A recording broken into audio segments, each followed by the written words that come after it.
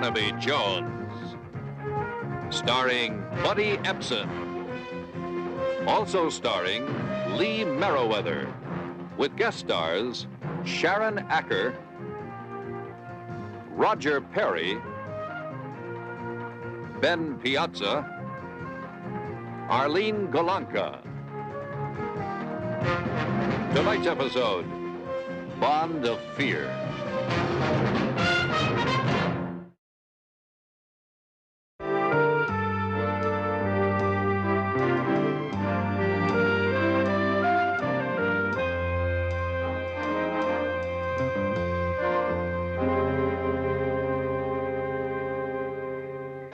Well, now, Florence, I don't for the life of me know why anyone would want to spend a fortune restoring this old tomb. Why don't you and Harold just burn it down and build a condominium? The trouble with you, Edith, is you'd turn Central Park into a parking lot and call it progress. Florence, I've been wondering how you're going to fit a swimming pool into that space out there by the patio. It looks too small for a pool. The contractor doesn't think so, Dr. Parker. We'll just have to move things around a little. I'm afraid the garden will have to go. Pity.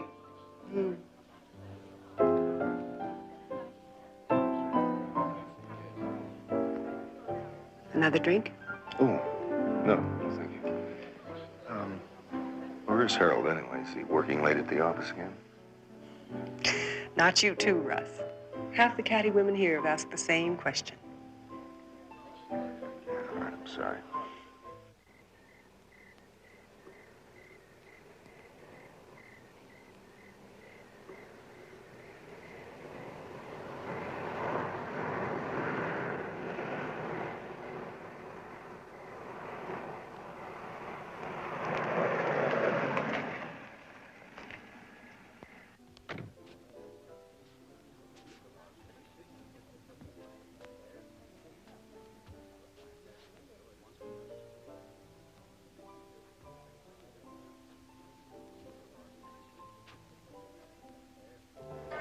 That must be Harold now. Excuse me.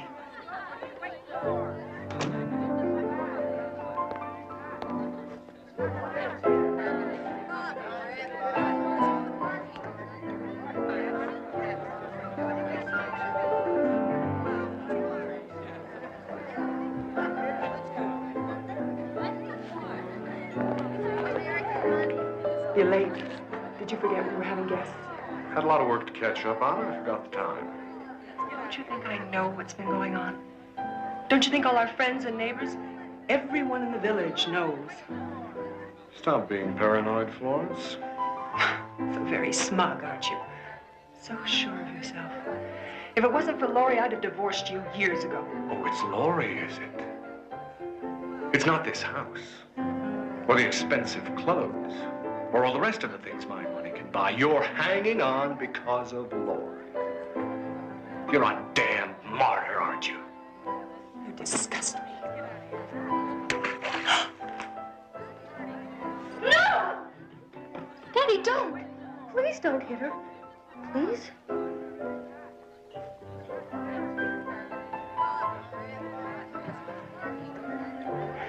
Laurie may be my stepdaughter, Harold, but I'll do anything a natural mother would do to protect her. Anything. Go to the devil. And you can take Laurie with you.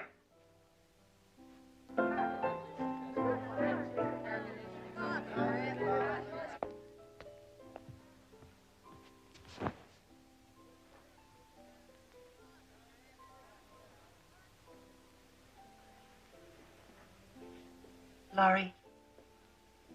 I hate him. I wish he was dead. I hate him so much.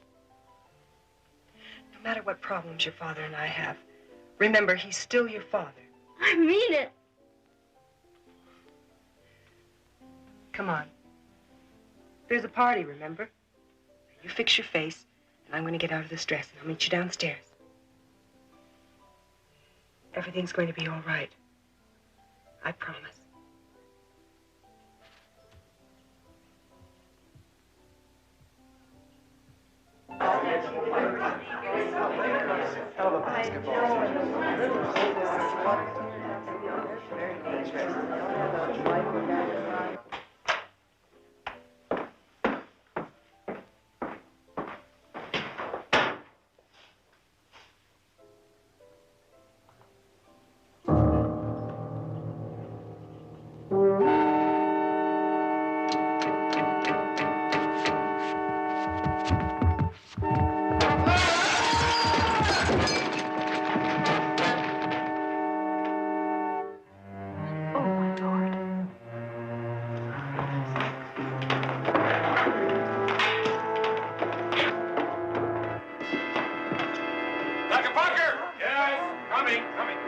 please. Excuse me, please. Thank you. Excuse me.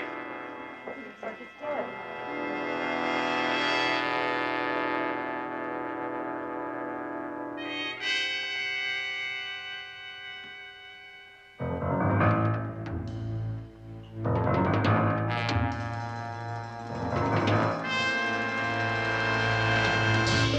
He's dead.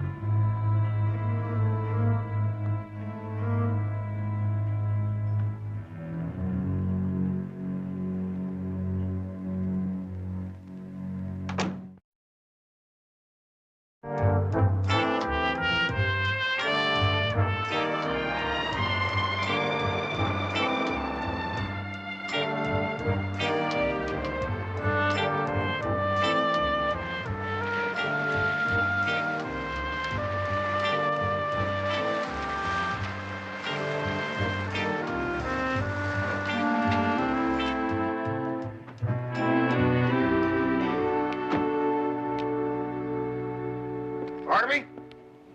Hi, Russ. I got us a table inside the restaurant. This kind of day that makes you want to work up an appetite first. Let's take a walk. Fine. Thanks for coming, Bart. All right.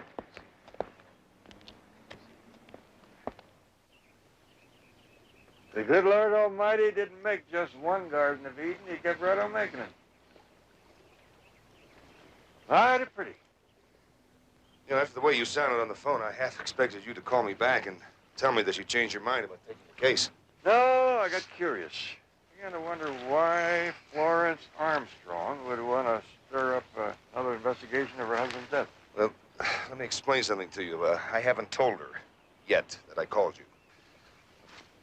Wait a minute. Isn't Florence Armstrong your client? And the coroner's jury absolved her of any guilt in her husband's death? For lack of evidence. But people hereabouts, they've got it in their heads that Florence is guilty, no matter what the coroner's jury said. Well, that's nothing unusual.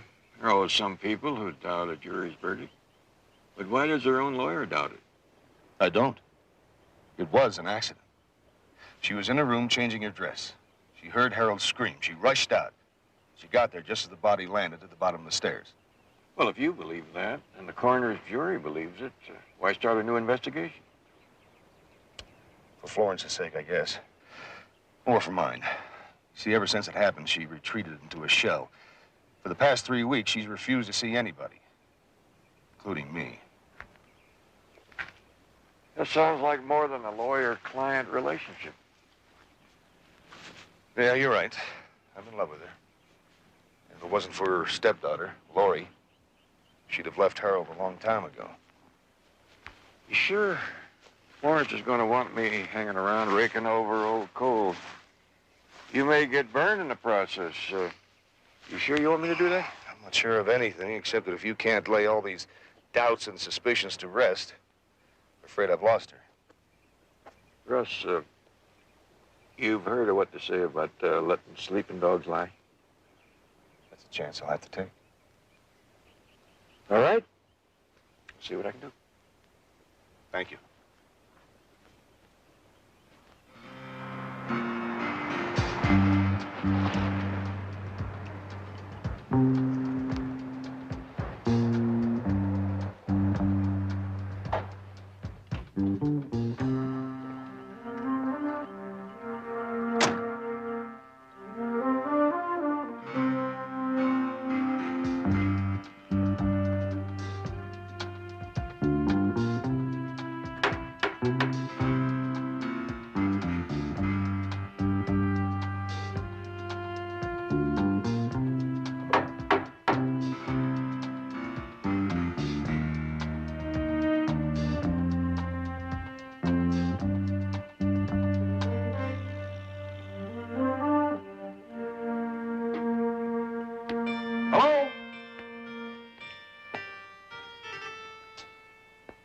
Anybody home?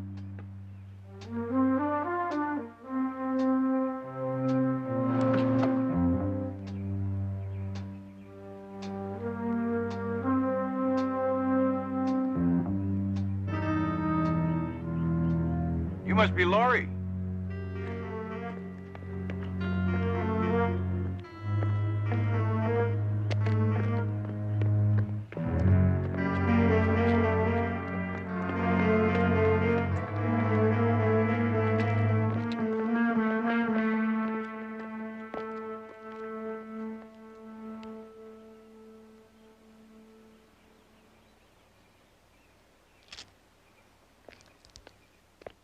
Hello? Mr. Armstrong home? When she wants to be. That's a Petrella Road. You know the Petrella? Tried to raise some down in L.A., but I didn't have near the luck you seem to be having. Well, try rusty nails. Rusty nail? Yeah, see, iron. You bury the nails in among the roots, and the iron makes them grow healthy. Rusty nails. I'll have to remember that. Russ Madden told me a private detective might be dropping by. That's you, right? Barnaby Jones. I'm Eugene. Very nice to meet you.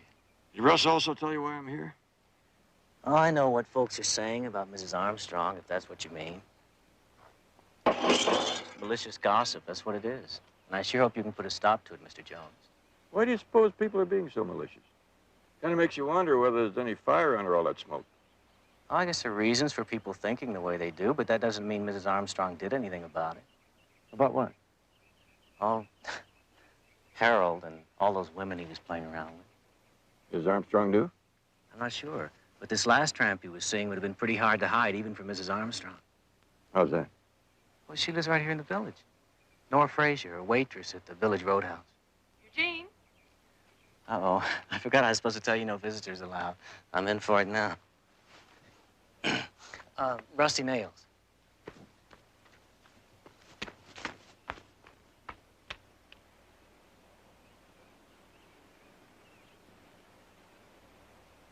Laurie? Mind if we have a little talk?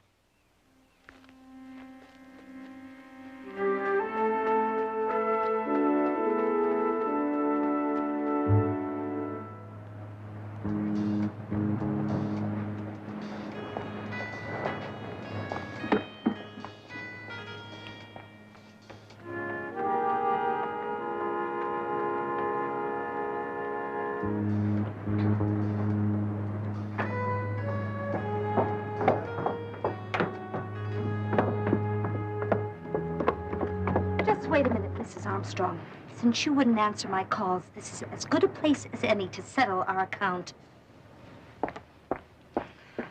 Now, you just hold it a minute, Mrs. Armstrong. We're gonna have this out here and now. Nora, get away from me. No, we're gonna talk first. Nora, I'm warning you. You leave me alone. What? Or you'll kill me like you killed Harold?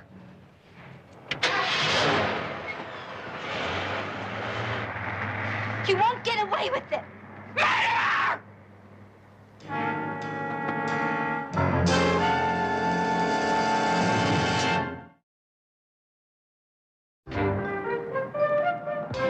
Nora! Would that be Nora Frazier? Yes. I'm Barnaby Jones, private investigator. I'm looking into Harold Armstrong's accident. I guess you could call it an accident if you call World War II an accident. I gather that's the way you felt. Overheard your conversation with Mrs. Armstrong a few minutes ago. You mind telling me why? Why don't you ask her, Mr. Jones? Does she know that you and her husband had been seeing each other? What business is that of yours? Well, as I say, I've been looking into the accident. I wanted to get a fully rounded picture of what Harold Armstrong was like. Well, he was a selfish, no-good rat. That's what he was like. I take it you and he had a rocky time of it. It wasn't so bad, except maybe towards the end. Finally, he said we shouldn't see each other anymore. Thought he'd cool off by the morning, but by then he was dead. He broke off with you the night that he died? I'm just trying to get the picture. Look, I know what you're thinking, Mr. Jones. But as it happened, Mrs. Armstrong forgot to put my name on the guest list for her party that evening. Well, it's a big house, and there are a lot of ways to get in, even if somebody wasn't invited. Are you saying that I killed him? I'm sorry if I upset you. You mustn't pay too much attention to a detective thinking out loud. Goodbye, Mr. Jones.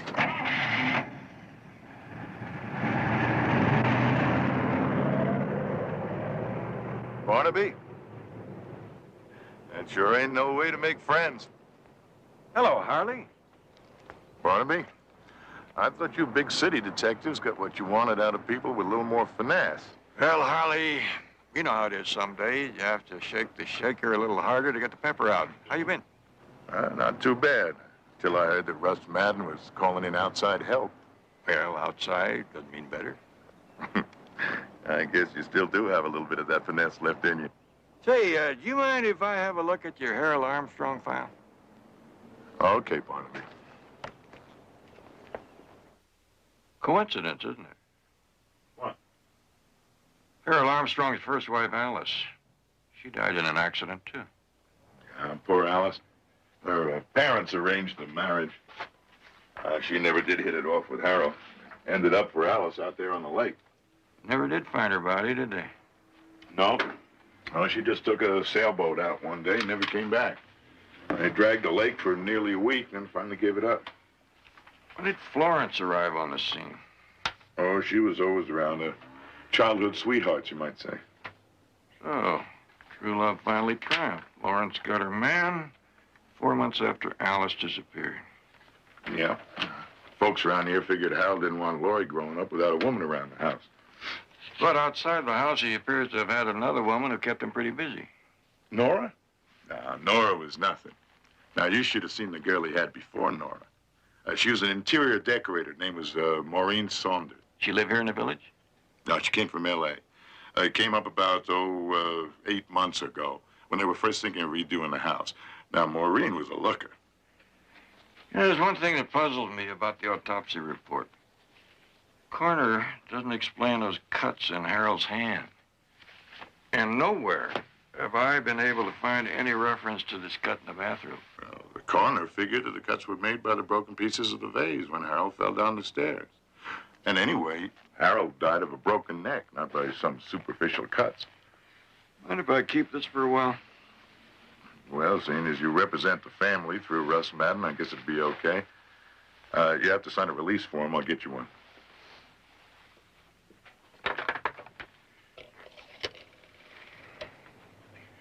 Operator, I'd like to make a collect call to Los Angeles. Barnaby Jones' office, may I help? Oh, yes, operator, I'll accept the charges. Barnaby, how's all that beautiful, clear air up there? Why don't you drive up here and take a look for yourself? You could be here in a couple of hours. Hey, you were the slave driver that said I had to stay home and do the research on the Van Owen case, remember? Well, to get out of that smog for a little while might do you some good. Oh, all right, yeah. Well, since you're coming up, I knew you had an ulterior motive. bring my laboratory stuff, and I want you to check into the present whereabouts of an interior decorator named Maureen Saunders. As long as I'm coming, huh?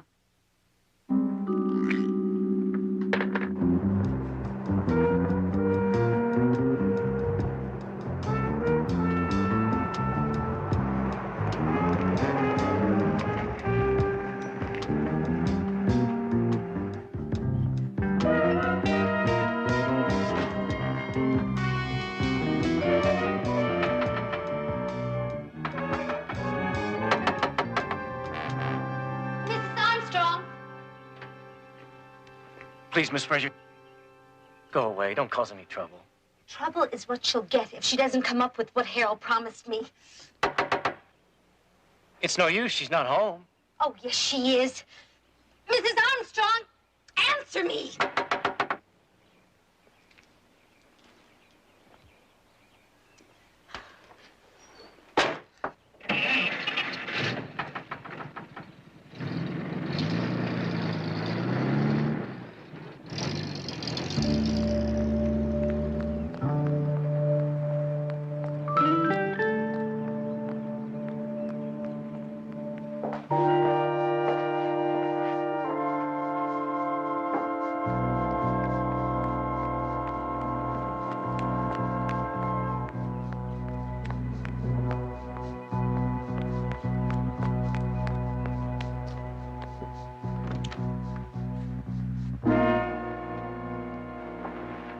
How dare you barge in this way? Get out. Not before I get what's mine. That's a lie.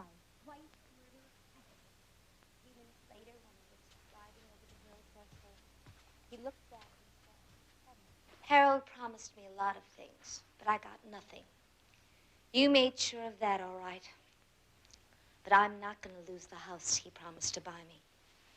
I don't know anything about any house. All you have to do is check with the bank. Harold asked for the escrow papers to be drawn up, and he was just about to make a deposit. I'm afraid there was no mention of it in his will. Well, maybe not. But then again, there are a lot of things Harold forgot to mention. Like how you killed the first Mrs. Armstrong. Are you out of your mind? What's the matter? Afraid Laurie might hear that her stepmother murdered her way into her life? That's a lie. Twice a murderer? Stop it.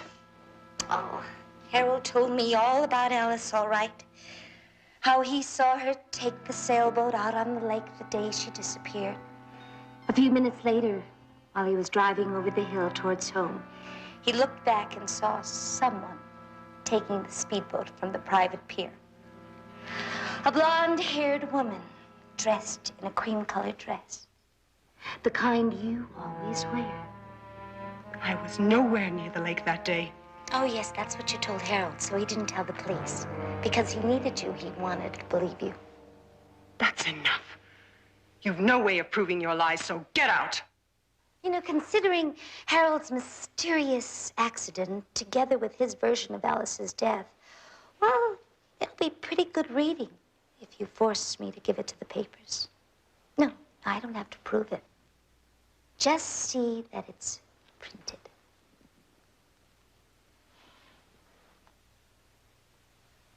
All right. I'll talk to my lawyer first thing in the morning. But I want you to know one thing. I'm not doing it for myself. For Laurie. How touching. Once your house is paid for, what assurance do I have that you won't try blackmail again? You'll just have to trust me, won't you?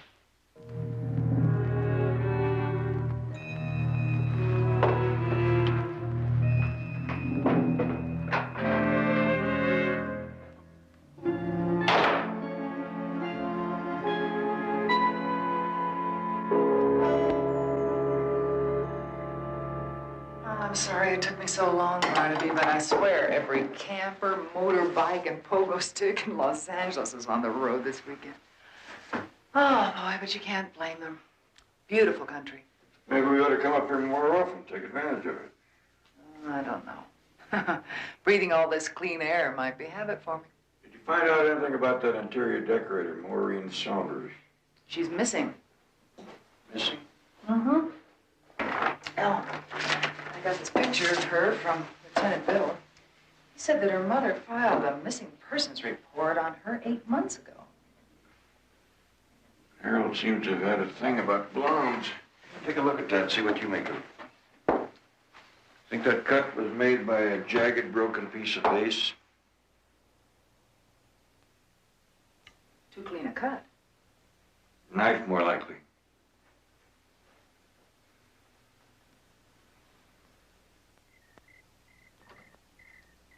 Hey, Eddie, don't forget to tell Sylvia I'm taking the early morning shift.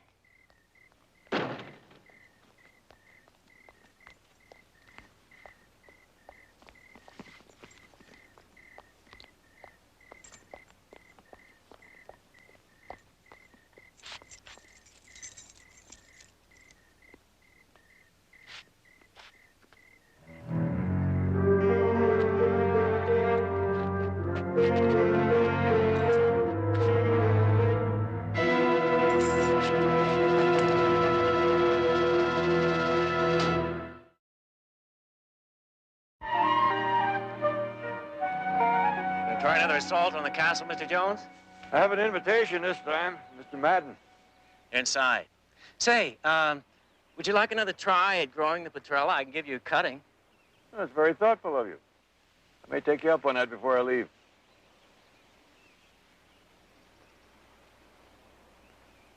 Survey stake. Thinking of enlarging your garden? That'd be nice. Actually, Mrs. Armstrong was thinking of putting in a swimming pool. Oh. You're ashamed to lose the garden. I'm not going to lose it after all. Plans have changed since the accident. Oh. You had no right, Russ. The very least you could have done was come to me and ask if I want to have a detective snooping around. You would have said no. You're darn right I would have said no. All right, we're even. Now, if you had asked me about paying a certain debt to Nora Fraser, who nobody seems to know anything about, I would have said no. I mean, she has no claim on the estate. I don't want to argue about it anymore. I'm the executor of the estate. I want you to see that Nora's house is paid for. Please? Mr. Jones is here. Barnaby? Oh, hello, Russ. This is Florence Armstrong. Barnaby Jones. How do you do, Mrs. Armstrong? Russ has told me why you're here, Mr. Jones. I've told him I don't need your help. Florence, now just listen. Look, I don't care if people think I'm some kind of Lucretia Borgia. I just want to be left alone. Well, the truth is, Mrs. Armstrong, that when Russ approached me to look into your husband's accident, I wasn't too keen about the idea. But from what I've learned so far, that accident just could have been made to happen. What have you learned? Well, when someone's approaching you with a knife... A knife? It's just a theory, but what happens is you're backing away and someone's slashing at you. You may sustain cuts in your hand or maybe even one in the robe you're wearing. Are you saying someone was trying to attack Harold when he fell down the stairs? Well, that's one explanation for the cuts. It's ridiculous. I came from my room only a moment later. There was no one else there. A moment. 5 seconds? 10 seconds? I didn't use a stopwatch, Mr. Jones. Well, let's split the difference. 7 seconds. In that length of time, someone could have easily gotten into one of the bedrooms before you or your guests arrived on the scene. It couldn't have happened that way. It was an accident. All Mr. Jones is saying is that it's possible. It was an accident. Look, Barnaby, the police made a thorough search of this place. There was no knife found. In the first place, the police weren't searching for a knife. And in the second place, if my father was murdered, then the killer wouldn't be stupid enough to leave a murder weapon lying around. Isn't that so, Mr. Jones? Absolutely correct, Laurie. Darling, go back inside. I'm not a child. I have a right to take part in this discussion. This discussion is over, as far as I'm concerned. Goodbye, Mr. Jones. Well, you see why people think the way they do? I mean, she acts like she's got something to hide.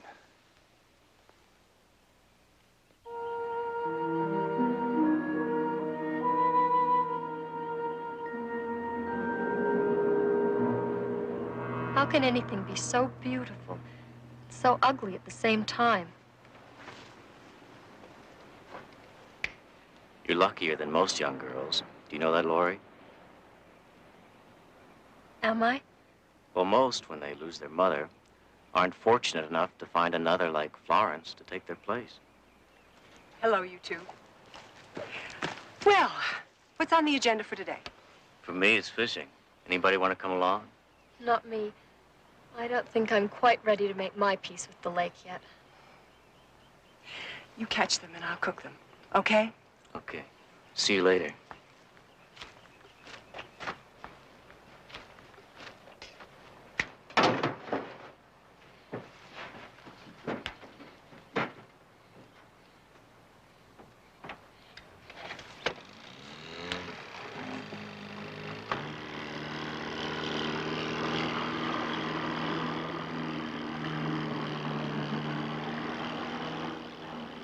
Thinking about your mother. Uh-huh. Also about the way I behaved before, when that detective was at the house. All's forgiven. I love you very much, Florence. I just thought you needed some help, that's all. I didn't think I was doing so badly all by myself. Why did you think I needed help? Well, you know. No, I'm not so sure I do know. The knife.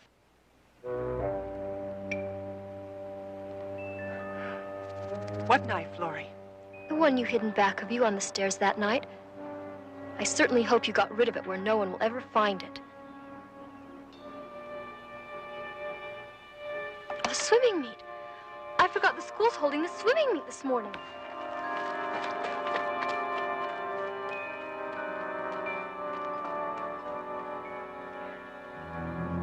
Nora Frazier? Yeah, she works here. Bet she missed her work shift this morning. Did you try her house? Nobody there. Yeah, figures. She probably took off with some dude last night after work. So your station wagon's still here. Thanks.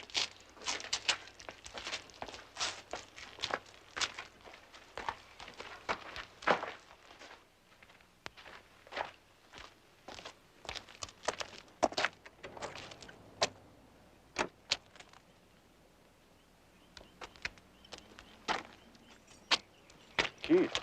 That might be why she had to leave her car here overnight. Dropped them and couldn't find them in the dark. Should have been able to find them there, even in the dark.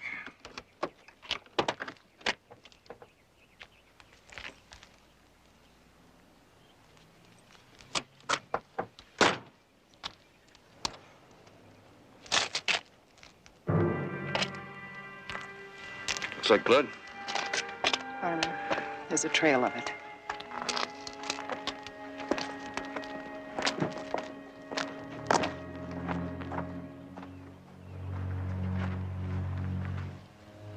Woman's shoe print. The heel dug pretty deep. Could be a heavy woman. Or a woman carrying something heavy.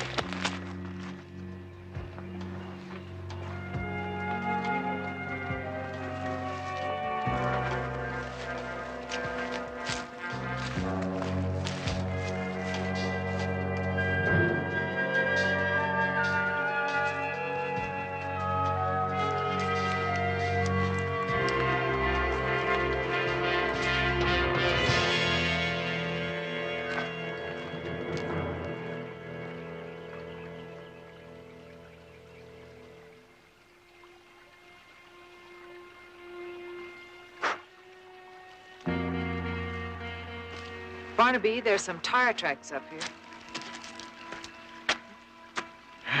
Looks like there was a truck in here, a small truck. Had to be four-wheel drive in order to get over that hill. What do you make of all of it? Well, woman's footprints with a deep heel, from all the way to here. And then it lightened as if she had dumped her load in the truck and came around here to get in the driver's seat and take off. Think it was Nora Frazier? You got a little camera with you? Yep, right here. Why don't you start taking some pictures? What's that? Tuft of blonde hair.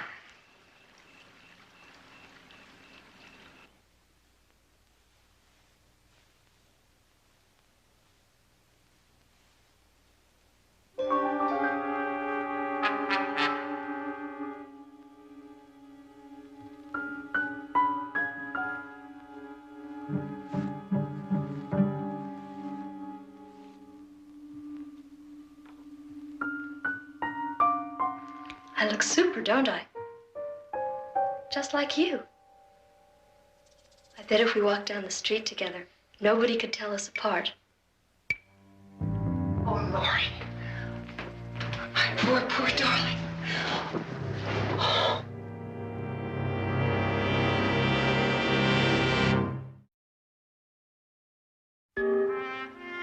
Thanks a lot.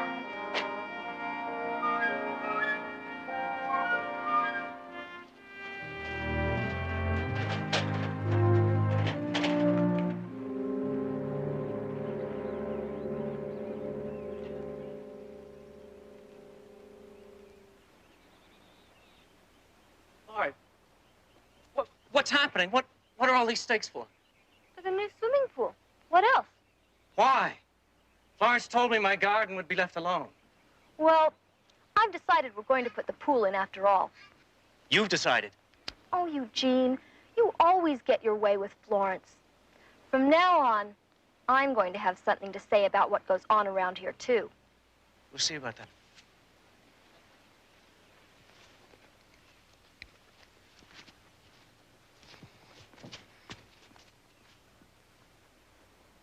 All right. right, as soon as I get back to the office, I'll try and contact Nora and tell her that the deed to her house is Florence, ready. do you know how much work I put into that garden, do you? Yes, yes, Eugene, just a moment. Russ, as soon as you get to the office, will you try to contact Nora? I just said that. Oh, yes. Thank you, Russ. I'll call you. Florence, you're not really going to let him dig up my garden, are you? What can I do? Laurie refuses to swim in the lake, and you know how much she loves to swim. You promised. All I promised was that we'd try to fit the pool in without disturbing the garden. Now, the contractor says it can't be done. You'll just have to move the garden somewhere else on the grounds. It's not so tragic, is it? What's tragic is you letting that girl have her way around here all the time. There are other people around here who have rights, too.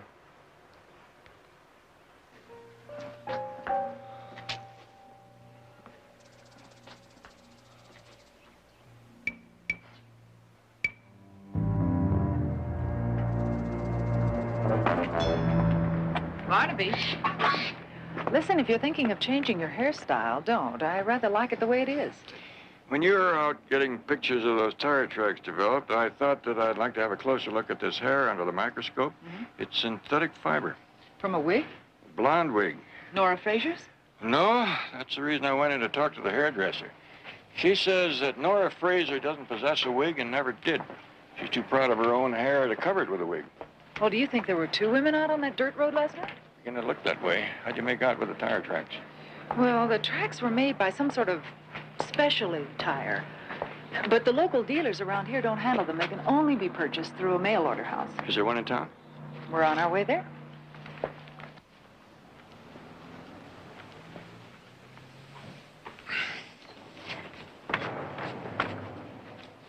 Mr. Jordan? They told me that you're the man to see if someone was interested in buying a set of tires that would make these tracks. Do you recognize them? Oh, sure. Don't sell too many sets like them, though. They're pretty expensive. Do you remember selling a set to anyone? Oh, the Stringer boys got a set when they first come on the market about 3 years ago. That and the set I sold to Harold Armstrong. That's about it. When did Mr. Armstrong buy his? About 3 months ago for that four-wheel drive of his. Do you have a record of the transaction? If I don't, I'm getting myself a new accountant. Hold on a minute.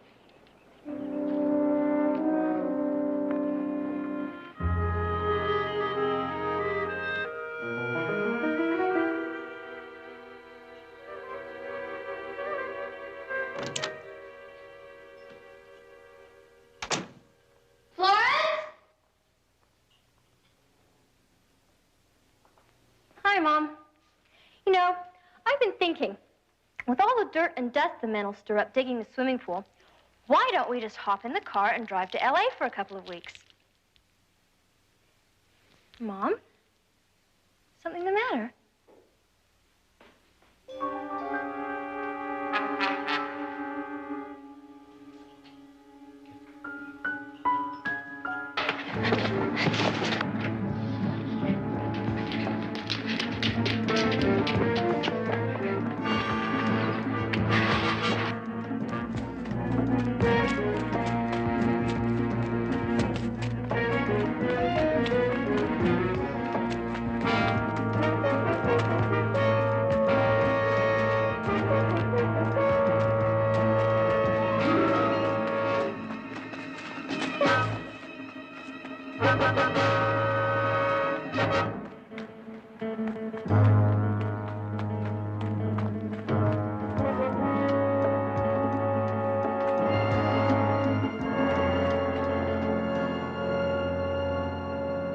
Tires come from Sweden.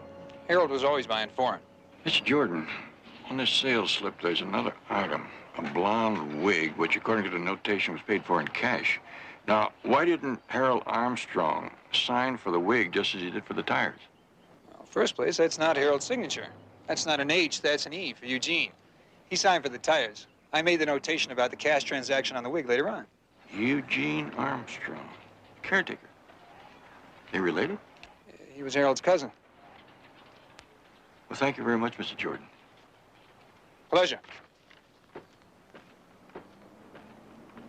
Better get the sheriff. I'm going out to the Armstrong place now. Right.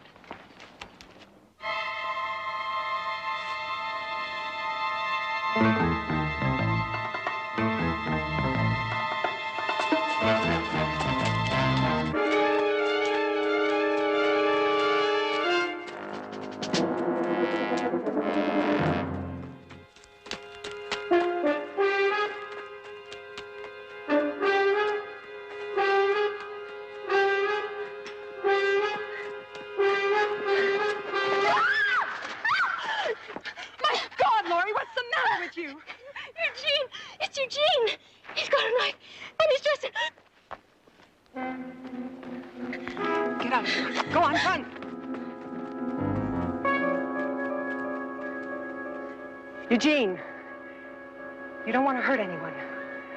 Put down that knife. No. Eugene, I only want to help you. I'm your friend. We used to play right here. Yes, Gene, I remember. We were just children then. We used to play dress up. Harold wore his father's hat. He played the minister. You wore his daddy's coat. And you played me. You wore that old white dress.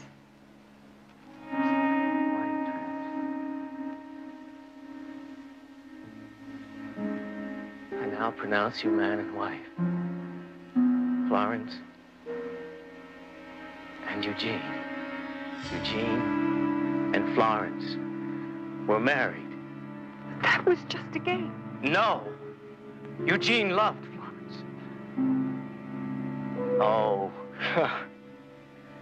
she was so beautiful.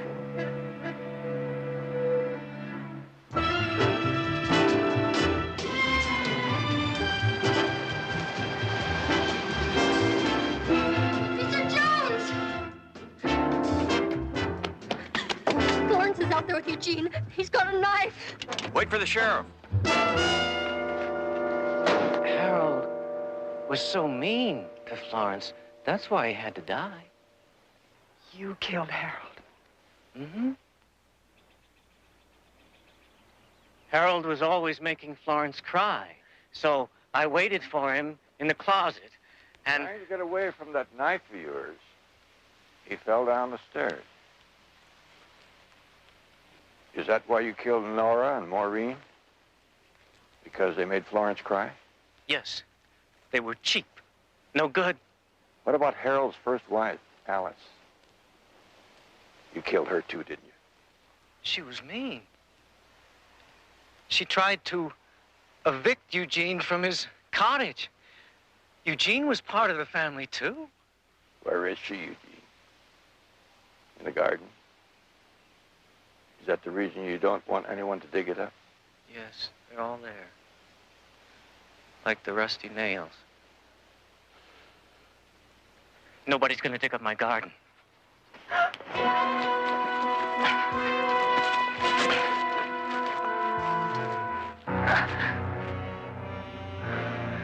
Florence? Yes, Eugene. You're gonna be all right now, son. It's all over now.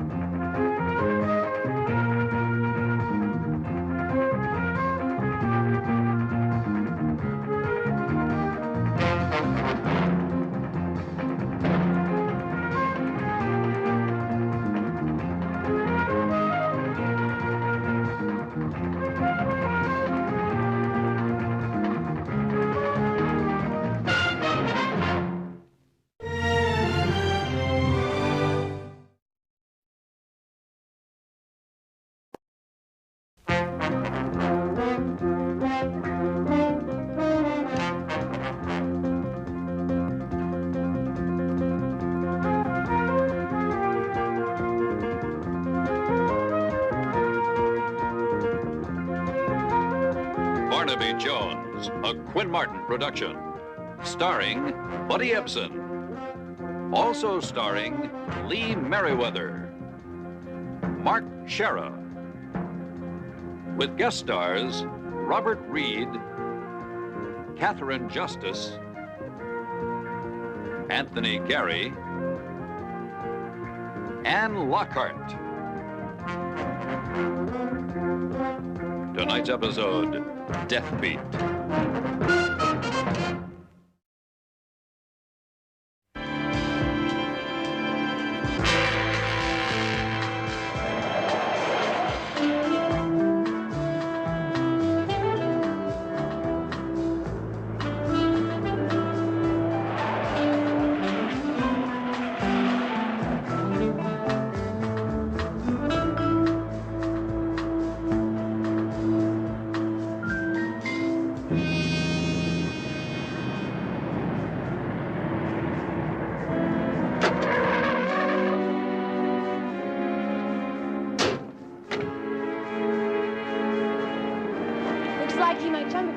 No way. This guy wants to go on camera. That's why he called us.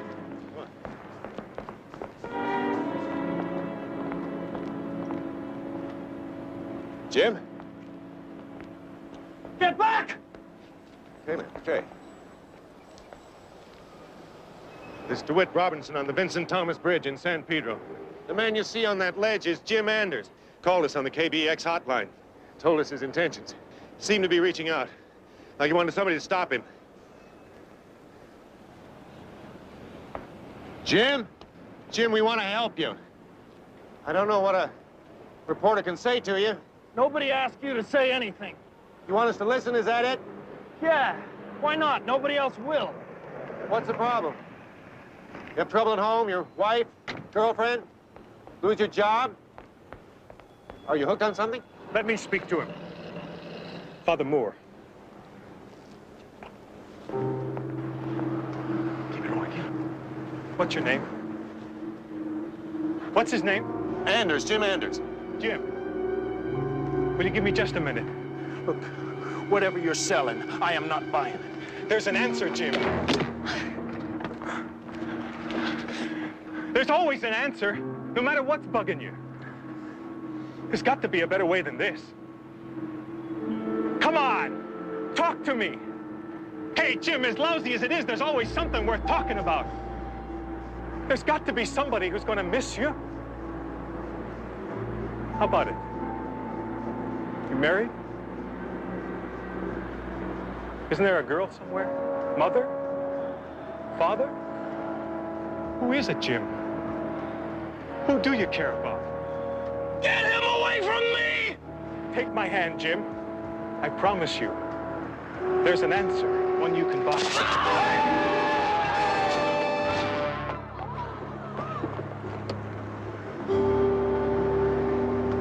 Hold it. Longer. Okay, now hold it one more beat. Now. I wonder what we had to do with this. I mean, if we hadn't have been there, maybe it wouldn't have happened. If we don't cover the news, somebody else will. Nobody asked that priest to interfere. Tell me something, DeWitt. If you stay in this business long enough, do you ever get used to it? Maybe you have to. What's the running time on that? 3:57. Robinson's reports, cutting room. Yeah, he's here. DeWitt, it's the hotline. They're putting it through. Maybe take that timing sheet up to the control room, will you? Yeah, DeWitt Robinson. It's me, Jim. Hold on. Steve, is there any coffee around here? Sure. Newsroom, huh? Stuff tastes like it was made by Dr. Jekyll. Right. It'll do wonders for you.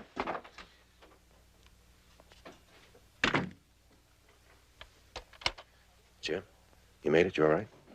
How can I be all right? We just killed a man.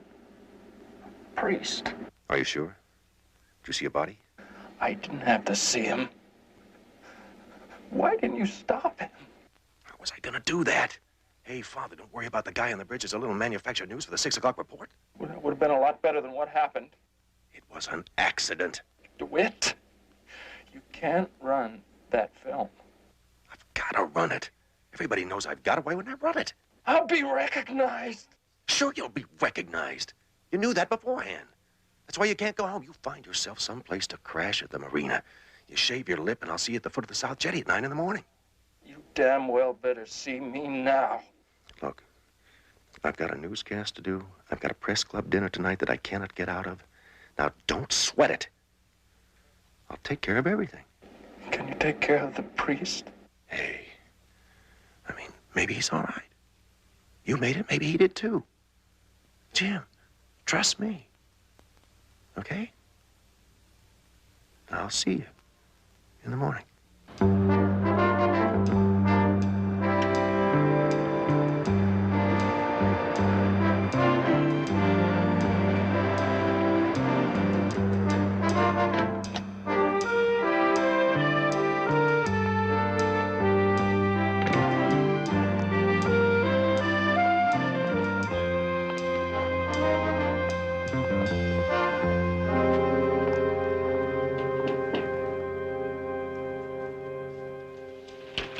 Mr. Jones, come in. Thank you.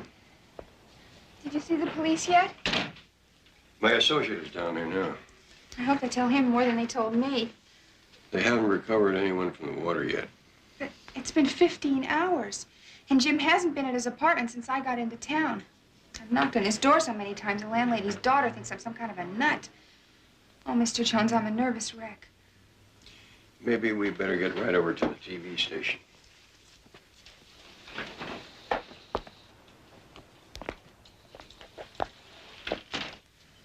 The screen in the projection room is a lot bigger than a television set. You could probably tell for sure whether it was your friend that jumped off the bridge. I just can't believe he'd do it, Mr. Jones. Especially not after he wrote me about how well he was doing out here. How did he sign the letter? All my love. Well, now, any fella that signs a letter that way isn't thinking about jumping off any bridges. Okay, I guess you're right. Ah, we might find out something. Hi. Oh, this is my associate, Jedediah Jones. I have to warn you, at the very first opportunity, he'll ask you to call him J.R. Hi, I'm Wendy. Hi, Wendy. How are you? They found Father Moore's body outside the harbor entrance, but there's no sign of the other guy, Jim Anders. Jim Wills. I tried to tell the police that. Well, they're just going by what he was called on television. When he called in on the hotline, he used the name Anders. Now, the question is, why would anyone contemplating suicide bother to lie about his name? That's right. He wouldn't, would he?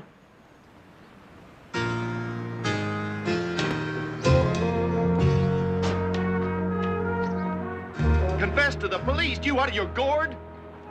That's not gonna bring the priest back. It'll get him off my head. Sure. You're gonna mess up 2 other lives, man, yours and mine. How do you ignore something that you see every time you close your eyes? Hey, give it a little time. It'll go away. You'll forget about it. Look, I owed you 500. Here's another 500 on top of that.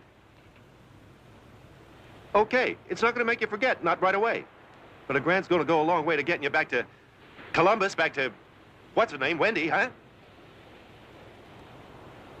Wouldn't she rather have you free in Columbus than here in the slammer? She's not in Columbus. Wherever. She's here.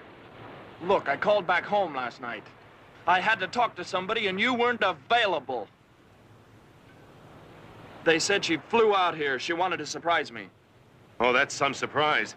Well, she probably went to my place when I didn't show up. Well, there's no telling where she is now.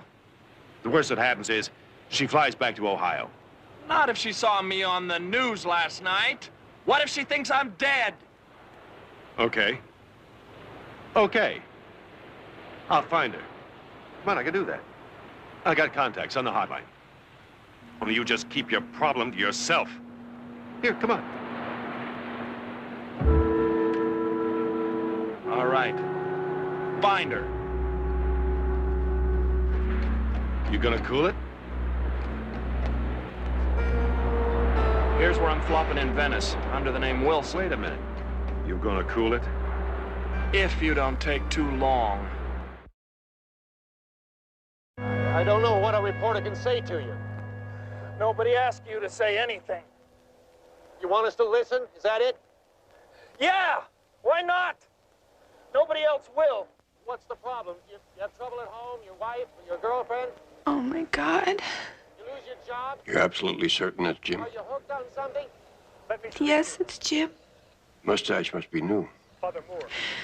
I could tell it was him just by hearing his voice. What's your name? That's all we need, thanks. Jim Anders. That'll do it, Fred. Thanks.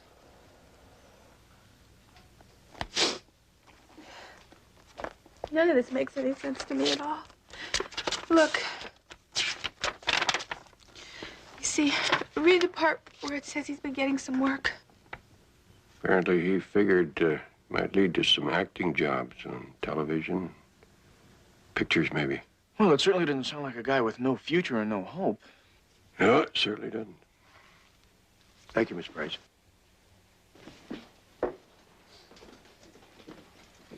Listen, there's something else that I think you ought to know about. Jim was on the diving team when he was in college. Oh? High board or low board? Tower.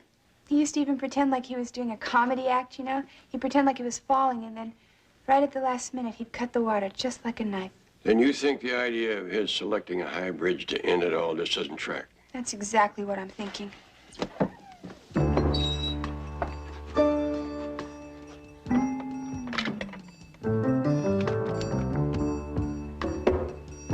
Steve, grab a camera and meet me in the parking lot, quick. I'll explain.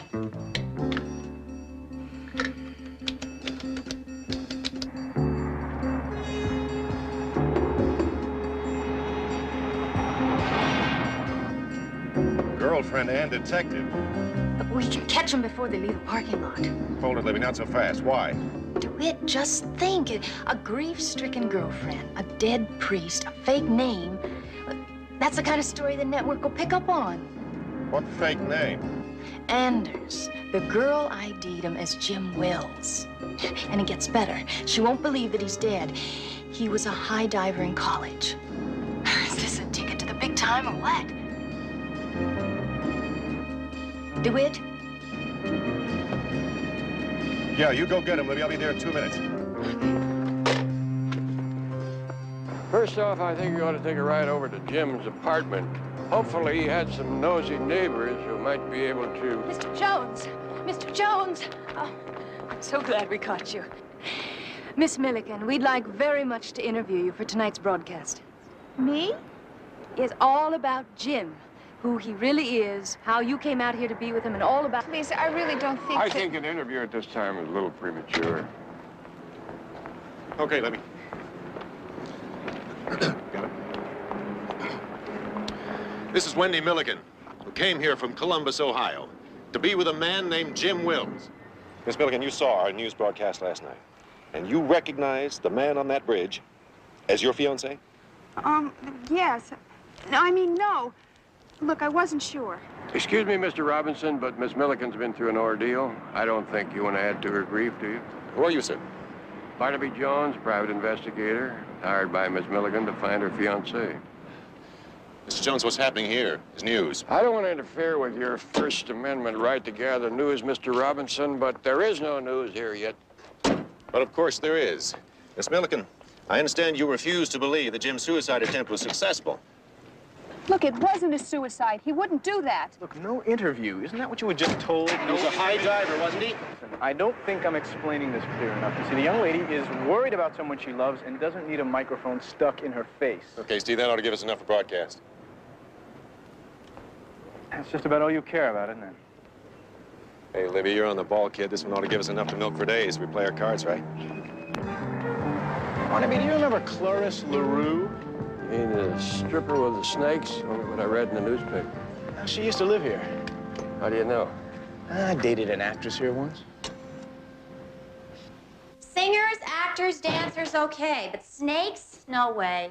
So you mean you just kicked Cloris out? Not me, my mother, the manager. When's the last time you saw Jim? I haven't seen him since yesterday morning. But so what? I've stood up before. You had a date with him? Last night, he was supposed to take me to Le Chevalier. Fancy schmancy. That's $70 a throw, isn't it? It was to thank me, he said. I I toss him a little salad and spaghetti when he has the shorts, you know. He's so grateful. Struggling young actor, lands part in pictures, is that it? He's more into stunts, I think. He's very athletic. When did he give up acting? When his acting teacher recommended it. You know who that teacher was? Let's see. Archer, Archette, silent T. French. A-R-C-H-E-T, Arche. All right, I'll get right on it. Barnaby, are you planning to go into the theater? I will if it's necessary to find out about Jim Wills. Oh, Barnaby, Wendy called. It seems DeWitt Robinson phoned her, wanted to finish out that interview. She tried to say no, but How long ago was that? just a few minutes. Listen, I'd really like to know how he found out where she was. He impresses me as the kind of a fellow who would find a potato bug in a bean barrel if he thought there was a story in it. I think Wendy needs us.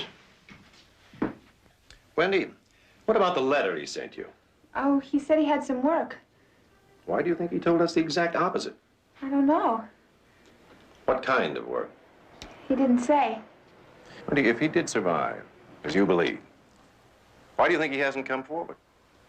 Well, maybe he's hurt or dazed or something. Or hiding?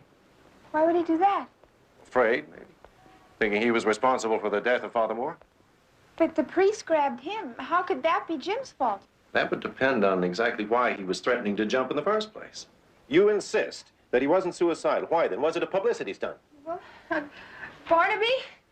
This would be Barnaby Jones again, private investigator. Are these folks invited guests? No. Then why don't we invite them out? She opened the door for us. It's still open. Why don't you use it? What kind of camera is this anyway? This is a zoom lens, right? Come on, these are really difficult. All right, Steve, Libby, that's it.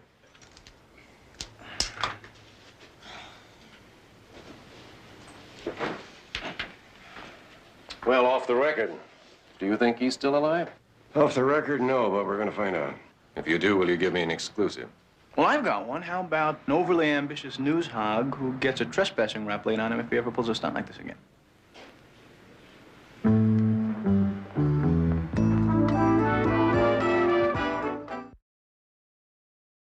Miss Milliken, you refuse to believe that Jim's suicide attempt was successful, is that right? Look, it wasn't a suicide. He wouldn't do that. No interview. Isn't that what you were just told? No All right, cut it interview. there. Take him out completely, and Jones, too. And that new stuff, when it comes back from the lab, cut around both of them. It's super footage, DeWitt. Too good for the locals. Hey, wouldn't it be a trip if he was alive? He sees his girl on TV all choked up over him. Phew, that'd sure smoke him out of the woodwork. Yeah, you're not kidding. Well, you go ahead and make the cuts. Be right back. I hope he does it. Sees the broadcast, turns himself in. You think he'd get a year or two? 'Cause, I mean, that Wendy's a nice girl. And you're romantic.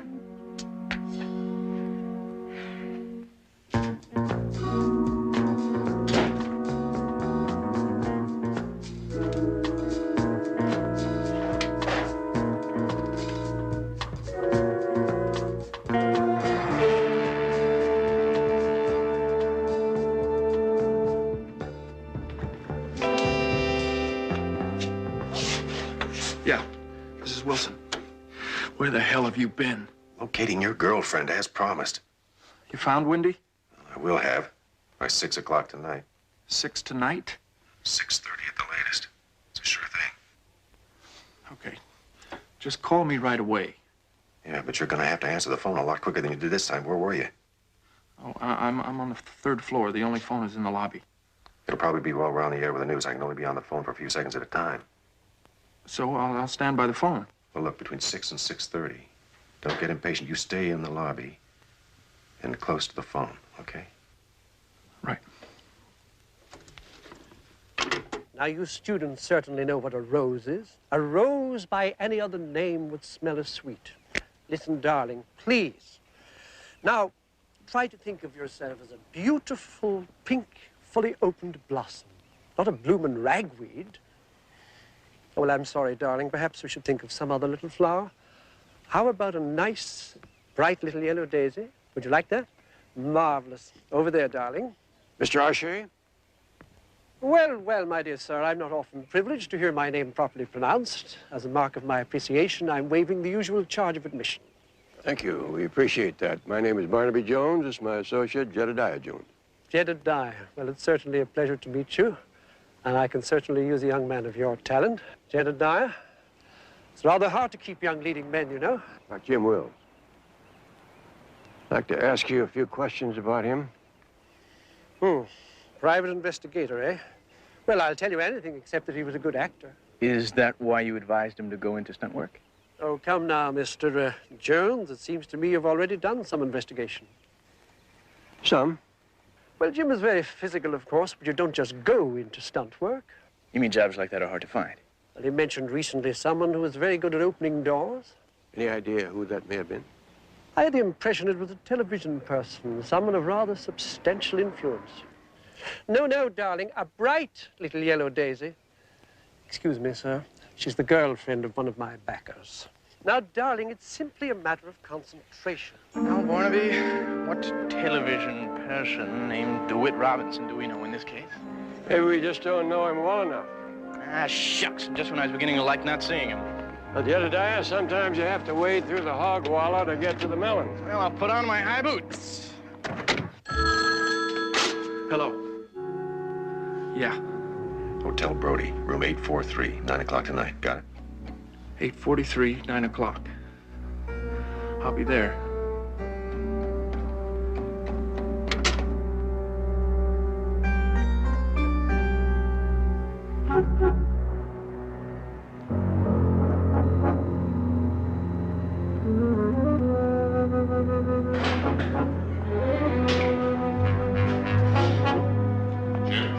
Out here.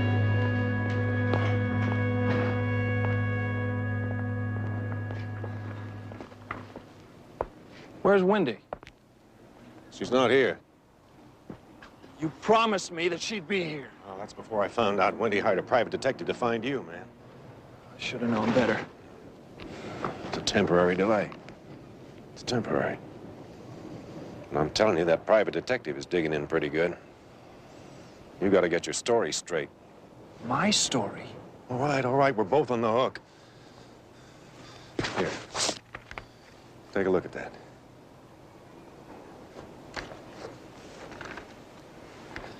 That's $4,000. I want you to play one last scene in front of my camera. What kind of scene? I want you to play the same scene you were supposed to play before. Only this time you tell him it was a performance on that bridge, see? Father Moore believed it. All right, now you've got such a case of the gilts. This time, you're gonna do it for real. Without any water to land in. Just tell me where Wendy is, man. Oh, look, this time I talk you out of it. I'll find her myself. Wait, but look, they'll understand. All you're gonna get's probation. Get out of my way! It's too late. It was all on the air. Everything tonight. What was on the air? Your real name, interviews with Wendy, everything. Except the deal with me. Now look, Jim, it's all set up. We can do it this time. No. Get out of my way! I want to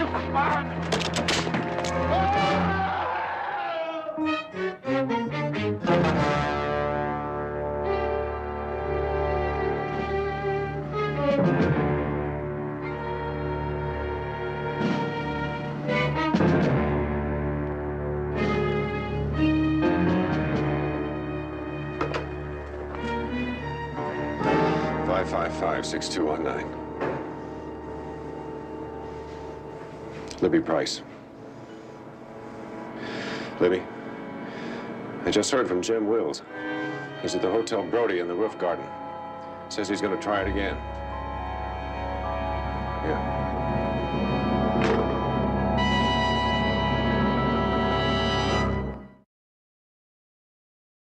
#1 in the news market. That's where DeWitt Robinson's hotline put us.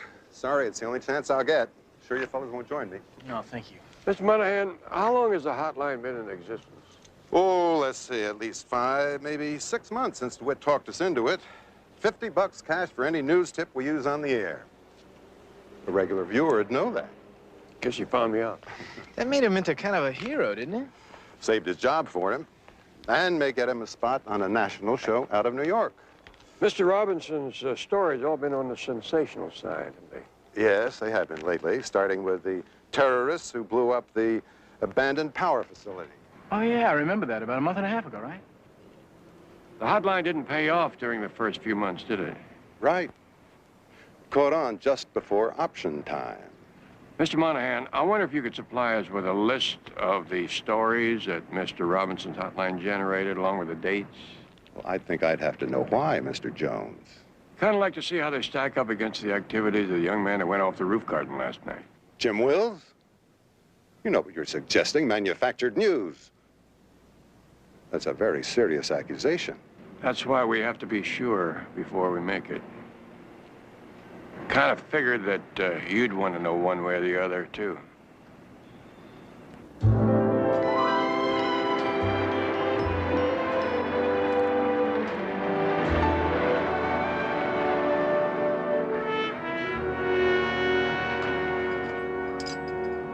I'm very grateful to you, Betty.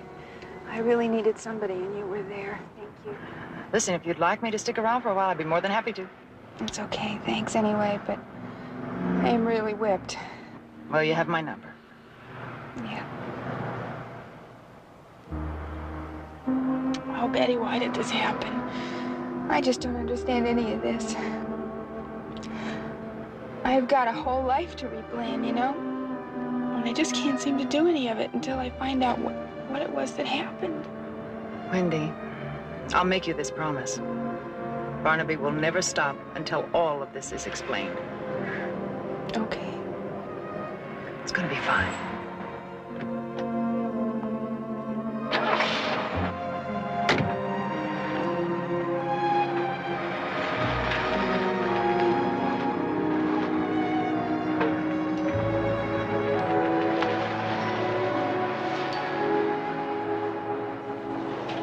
Wendy, Jim asked me to talk to you. Jim? Jim Wills was obviously very disturbed on that roof. He asked me to tell Wendy how desperately sorry he was. But he kept saying, if it hadn't been a priest, if it hadn't been a priest. Was Jim a religious man? He respected life. Yes, he respected life. That's why Jim Wills was so tortured a man. And that's why he didn't commit suicide. He did not commit suicide. Do you hear me? He didn't have it in him. I don't care what you say. He didn't. I was there. I tried to stop Jim Wills on that roof. I can hear you trying to stop him. Don't jump, Jim. Don't jump. Not until you've told us your whole sad story. Oh, and turn your head this way a little bit so we can get your good side on the camera. We can all understand Well, the why don't you sunshine just strip. get out of here? Why don't you put that one on the air, huh, Robinson?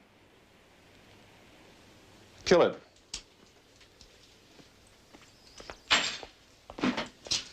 Libby, I dropped by your station to see you. They said you were here. You were right. I thought you came here to rescue me. Well, I did, but you didn't look like you needed it. Did you see the anchor man? Monahan, yeah, I think we're on the right track. And I blew my little intimate interview with Libby the way I just came in here just now. Oh, I kind of liked it myself. Did you forget something? To apologize. Sometimes DeWitt gets carried away. I'm really sorry for everything. Thank you.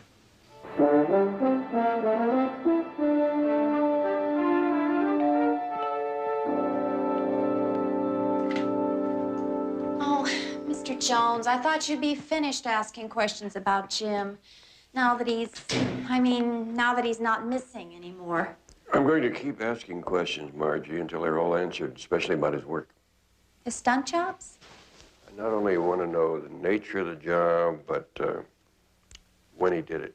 Now, I compiled a list here in hopes it'll jog your memory. Explosion, fire, robbery. Such dangerous work. Makes you wonder why. Did he ever mention anything about a fire? About the 3rd of last month? My memory. Can I tell you about my memory? The worst. Lucky we don't have to rely on it. I keep a journal. A diary? No, a journal. You know, my thoughts, feelings, character sketches. Whenever I meet somebody interesting. You're in it. You want to be a writer, is that it? John Boy started with a journal, didn't he? Here's what I have for the 3rd. The 3rd wasn't exactly what you call one of your banner days. Shall we move along to the 4th? Oh. Jim knocked on the door. It was 2 in the morning. He asked if there was any salve in the house. There was a burn on his hand.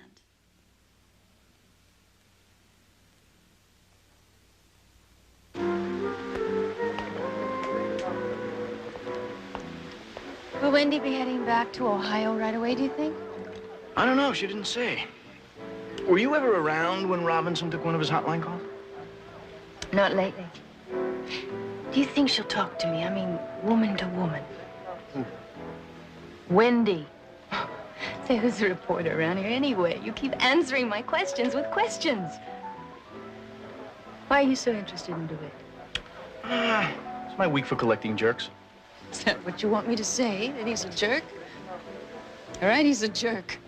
Present company accepted, I hope. Mr. Jones. Sorry, but I have to borrow your friend. Something came up on the Wills case. I have a job for you. Is that urgent? I think so. What can I say? Yeah, we both have a lot in common. We're both slaves to our work. Uh-huh.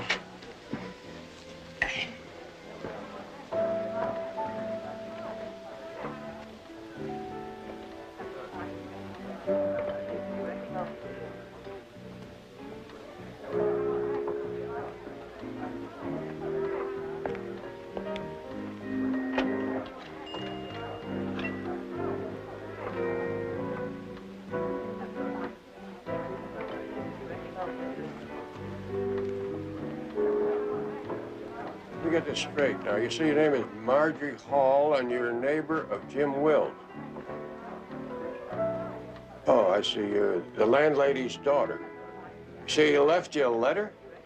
Confession? Confession to what? What happened on the bridge? I see. Well, yes, I'd like very much to look at the letter. I figured there'd be a price. What kind of money are you talking about? Oh, I don't know. How's about $1 million? Well, that's pretty steep. Take me a little while to raise that kind of money. No kidding. You could have fooled me. Well, I'll try.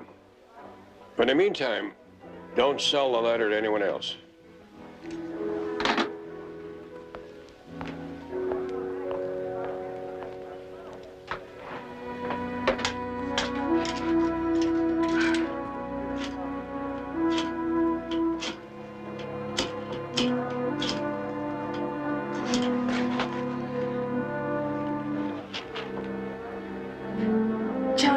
Libby, get me DeWitt quick.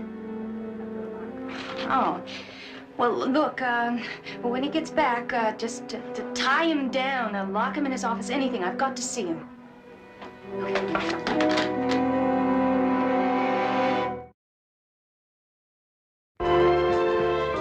Hey, Bobby, who's got more money than the network, huh? That's right, nobody. Yeah, so squeeze him a little. Yeah, but don't blow the deal, okay? Yeah, right. DeWitt. Oh, I'm glad I caught you. Hey, Libby, just in time, grab a glass and I'll give you one guess.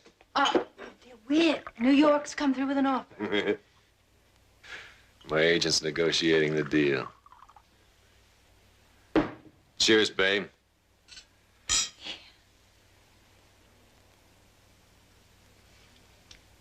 Johnny said you had something hot. What is it? Yep. Jim Wills left a letter. It's a confession of some sort about what happened on the bridge. Left it where? With his landlady's daughter, Margie Hall. I don't know what it's about, DeWitt, but it sounded pretty important, and it has to be something that you can use tonight when you wrap that story. Yeah. Well, you did the right thing, babe. Really on the ball. Yeah. I'll handle it, okay? Well, don't you want to know how I found out?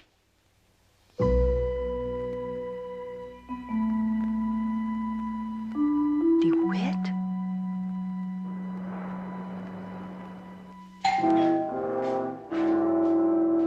Right. Hold your horses. Oh. Margie Hall? You win first prize. Who wants to know? DeWitt Robinson. Well, been reading an awful lot about you lately. All right, if you're talking about the letter, let's get at it. Letter? What letter? If you don't know, baby, forget about it. Come on. Come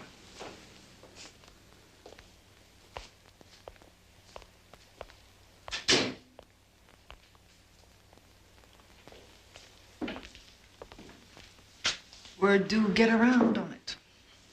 Are you making an offer? I might be interested. Could be worth a lot. Depends on what's in it. Judge for yourself.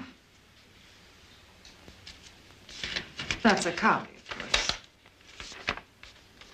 I made it down in my local friendly neighborhood drugstore. Girl can't be too careful in matters like this, huh? Did he spell your name right, honey? The man was in the wrong business. He should have been a comedy writer. What are you saying? This is a fiction? Of the bad pulp variety. Yeah, I don't know. It looked like a confession to me. I mean, at this late date, why should the guy lie, huh? I figure the police are gonna think that. A man in my position is always vulnerable to this kind of slander. And I find it less damaging in the long run to pay off than to fight back. You understand that? Seems like a reasonable attitude. Yes. And how much is reasonable? And how fast do you think you want it?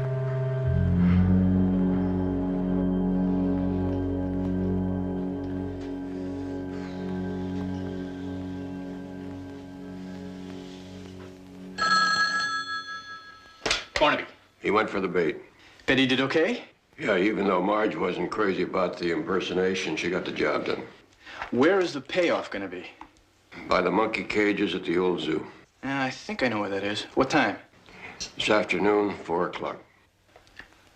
All right. Will you get things going? Okay, good enough. Talk to you later. Rotten business, isn't it? Yours or mine? Both. You set me up, and I set him up. It's just that I could have stopped him, but I didn't. And you shouldn't have. Livy, look. The fraud that Robinson perpetrated on the public is nothing compared to the crime he committed against the name of every TV newsman in the business, including you. I mean, he's responsible for the death of Father Moore, if not Jim Wells. How did you know that I wasn't in on it? Well, you would have been at Margie's place waiting for him. If you thought you had equal billing in that letter. Come on, we better go. We? Well, you don't want another station to get a scoop on your own story, do you? You're a reporter, aren't you? Yes, I am. And that's the final Robinson report on the short life and tragic death of Jim Wills.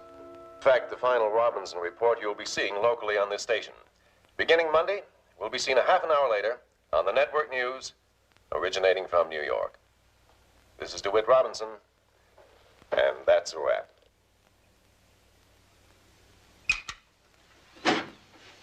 Well, thank you, Charlie, for letting me tape in advance. I had to stick around and do that live. Never made the plane. No problem, DeWitt. I'm just sorry this will be your last show here. We're going to miss Robinson's report, not to mention the ratings on our 6 o'clock news. Yeah, well, you'll come up with something. Well, good luck in New York, DeWitt. Thanks, Charlie.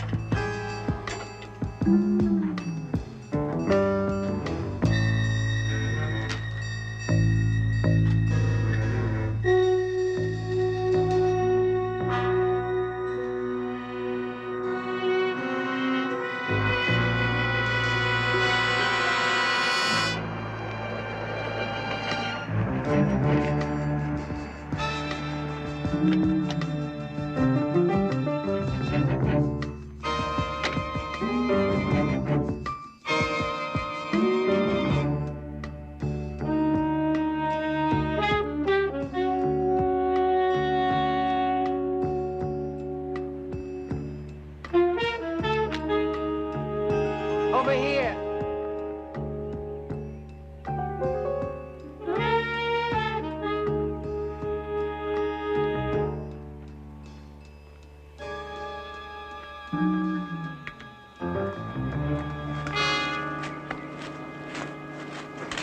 Stupid place to meet. Why'd you pick it? I watch a lot of television. Come on, let's get it over with. And I want the original. So do I. If you get my meaning.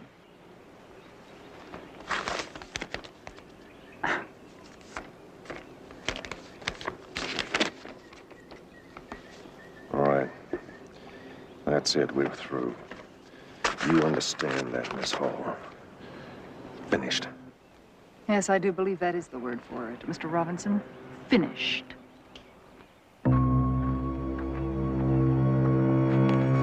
Robin! Don't try it, Robinson.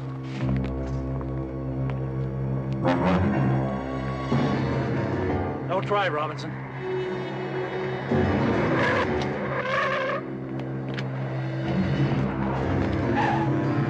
Robin!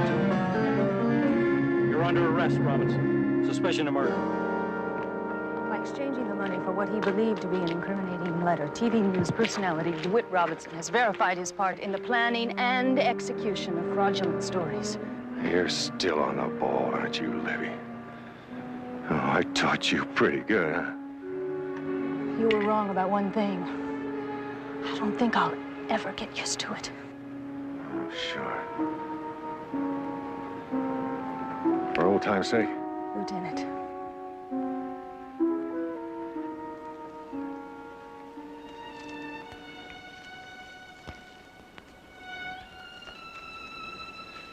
All right. What am I gonna say? You want me to tell you that the news at 6 o'clock isn't real? Oh, hell, it's real enough. We just dramatize it a little for you, that's all. That's all. We don't want you to tune us off. We edit, we select. We go out on a bridge when somebody's gonna jump, because you want to see it. Nobody wanted that priest to die. Jim Wills agonized over it more than I did. That's why we were dancing around on the roof garden of that hotel, but I don't have to tell you that. You were there. You saw it. Living color. Last night, you saw it. You make up your own moral.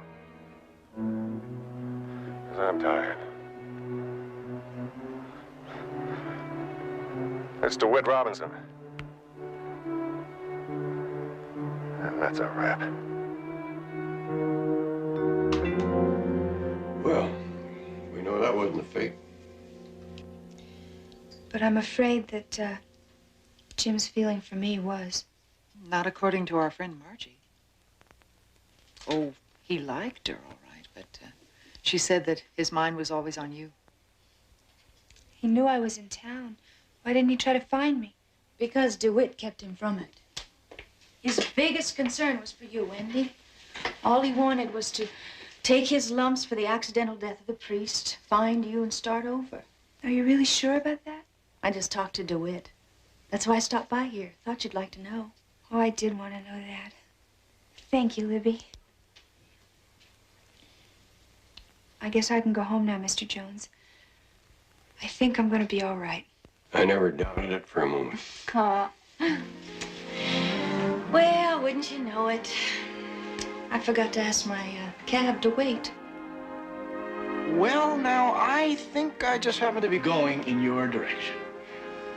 What direction is that, Jedediah? South, west, north, whatever.